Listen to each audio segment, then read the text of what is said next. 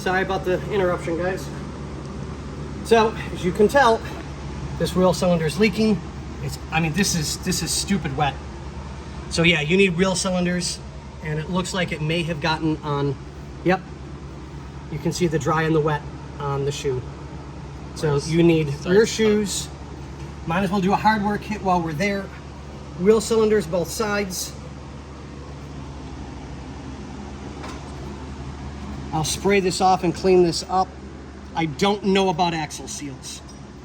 So it'll be clean everything up, see what's going on, and go from there.